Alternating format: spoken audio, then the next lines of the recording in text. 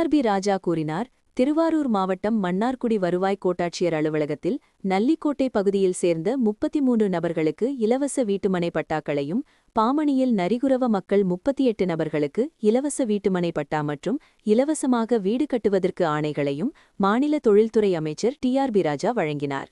பயனாளிகளுக்கு பட்டாக்களை அவர்களின் இருக்கைக்கு சென்று நேரில் வழங்கி வாழ்த்து தெரிவித்த அமைச்சர் அதனைத் தொடர்ந்து செய்தியாளர்களை சந்தித்து பாதாள சாக்கடை திட்டம் குறித்து பதிலளித்தபோது, தமிழ்நாடு மட்டுமல்ல, அது இந்தியாவை முழுமைக்கும் ஆகாய தாமரை தண்ணீரில் படர்வதற்கு முக்கியமான காரணம் என்னவென்றால், பல இடங்களில் தண்ணீருடன் கழிவுநீர் கலக்கின்ற அசுத்தத்தின் காரணத்தினால் ஆகாய தாமரை முழுவதுமாக படர்ந்து வளரும்.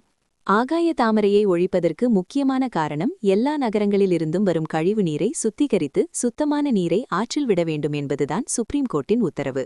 இது என்ன கதை என்று தெரியாமல் நிறைய பேர் தலைகீழாக பேசிக் கொண்டிருக்கிறார்கள்.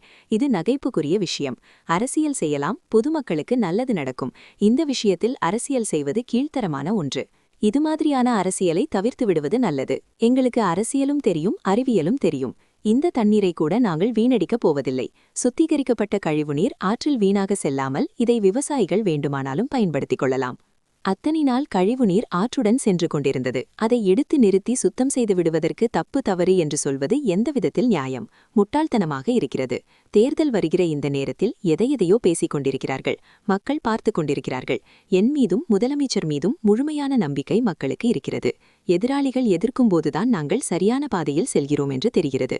ரொம்ப சந்தோஷம். அண்ணன்கள் எல்லாம் இது மாதிரியான தகவல்களை சொல்வது நாங்கள் சரியான பாதையில் செல்கிறோம் என்பதை மன்னார்குடியிலும் சரி, தமிழ்நாட்டிலும் சரி சரியான பாதையில் சென்று கொண்டிருக்கிறது என்பதற்கு இதெல்லாம் ஒரு உதாரணம், சாட்சியாக இருக்கிறது.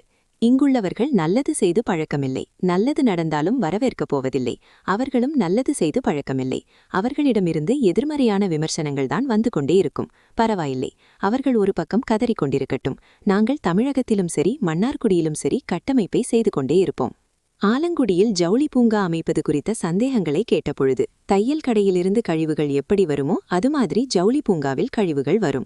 துணி தைக்கும் வேலை மட்டுமே இந்த ஜவுளி பூங்காவில் நடைபெறும். சாயத்திற்கு இங்கு வேலை கிடையாது. துணி தைக்கும் வேலை மட்டுமே இங்கு நடைபெறும். இதை நான் முதலில் விளக்கி கூறக்கூடாது. ஏனென்றால் ஒரு திட்டம் இதுவரை டெல்டாவில் இல்லை என மக்களிடம் ஏக்கம் இருந்தது. அதை முறியடித்து தமிழக முதலமைச்சர் முதல் முறையாக டெல்டாவில் ஜவுளி பூங்காவை கொண்டு வந்தார். இந்த திட்டம் வருவதற்கு காரணம், இந்த பகுதியிலிருந்து பெண்களெல்லாம் திருப்பூரில் சென்று வேலை பார்க்கிறார்கள். அவர்கள் திருமணத்திற்கு பிறகு முடங்கிவிடுகிறார்கள். அந்த தொழில் அத்தோடு நின்றுவிடக்கூடாது என இந்த பகுதி பெண்களுக்காக இந்த திட்டம் கொண்டுவரப்பட்டது.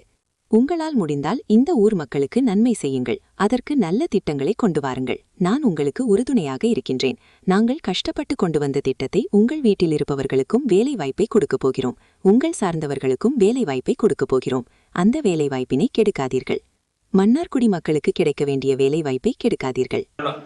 விவசாயிகளுக்காகவும் கொடுக்கலாம். கழிவு நீர் தண்ணியில போயிட்டு பாமணியாற்றுல போகுது. அதை தடுத்து நிறுத்தி சுத்தம் பண்ணித்து விடுற தண்ணிய தப்புன்னு சொல்றது எந்த விதத்துல நியாயம் தெரியல. ரொம்ப முட்டாள்தனமா இருக்கு. பிளஸ் ரொம்ப கஷ்டமா இருக்கு இதெல்லாம் கேட்கறதுக்கு. அவங்க ஏன் இப்பெல்லாம் பேசுறாங்கன்னு தெரியல. தேர்தல் வருது, அதனால என்னத்தையோ அள்ளி விடணும்னு பாக்குறாங்க. மக்கள் பார்த்துட்டு இருக்காங்க. என் மேல மக்களுக்கும் நமது முதலமைச்சர் அவர்கள் மீது முழுமையான நம்பிக்கை மக்களுக்கு இருக்கு. இவங்க எல்லாம் எதிர்க்கும் போதுதான் சரியான பாதையில நாங்க போறோம்னு எங்களுக்கு தெரியுது. ஆனா ரொம்ப சந்தோஷம். எங்க அண்ணனுங்கள் எல்லாம் எங்களுக்கு இந்த மாதிரி அப்பப்போ இந்த மாதிரிலாம் ஏதாவது வேலை செஞ்சாங்கன்னா எங்களுக்கு நாங்க சரியான பாதையில, மன்னார்குடியும் சரி தமிழ்நாடும் சரியான பாதையில செஞ்சு கொண்டு இருக்கிறதுக்கு இதெல்லாம் அத்தாச்சு. ஏன்னா இது போன்றவங்க எல்லாம் நல்லது செஞ்சே பழக்கல. அவங்களுக்கு எல்லாம் நல்லது நடந்தாலும் வரவேற்கும் பழக்கல, அவங்களுக்கும் நல்லது செஞ்சே பழக்கம் இல்லை. அதனால அவங்க கிட்ட எல்லாம் இப்படிதான் வரும், நெகட்டிவ் கமெண்ட்ஸ் தான் வரும்.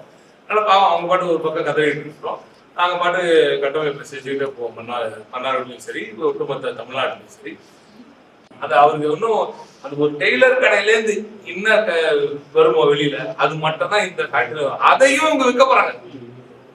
துண்டு வெட்டுவீங்கல்ல, துணி தைக்கிறாங்கல்ல, துணி தைக்கிற வேலை. இந்த சாயத்துக்கும் இதுக்கெல்லாம் வேலை கிடையாது.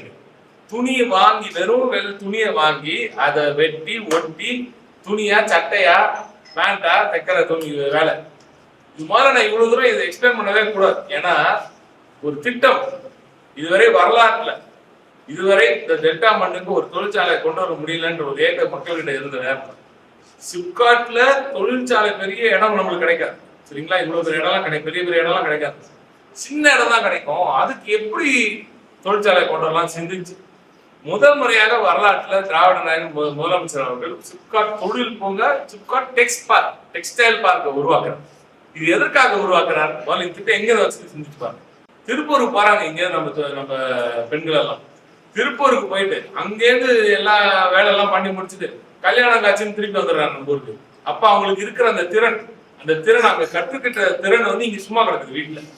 அங்க எல்லா திறன் இருக்கு அவங்களுக்கு, மக்களுக்கு, நம்ம பெண்களுக்கு திறன் இருக்கு. ஆனா திறனுக்கு ஏற்ற வேலை இங்க இல்ல.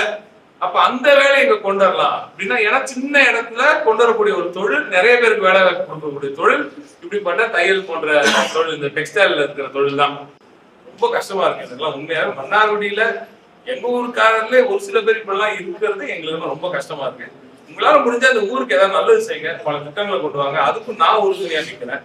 ஆனா நாங்க கஷ்டப்பட்டு கொண்டு வந்து ஒரு திட்டத்தை உங்க வீட்டுல இருக்கிறவங்களுக்கும் வேலை வாய்ப்பு கொடுக்க போறோம், உங்க சார்ந்தவங்களுக்கும் நாங்க வேலை வாய்ப்பு கொடுக்க போறோம். அந்த வேலை வாய்ப்பு இருக்காதீங்க. எங்க மக்களுக்கு, மன்னார்குடி மக்களுக்கு கிடைக்கிற வேலை வாய்ப்பை கெடுக்க வேண்டாம் என்ற அந்த கோரிக்கையை நான் வைக்கிறேன். நீங்களே என்ன இந்த குறையை தேடி நீங்க தேடினாலும் இங்கே குறை கண்டுபிடிப்பதற்கு எதுவும் இல்லை.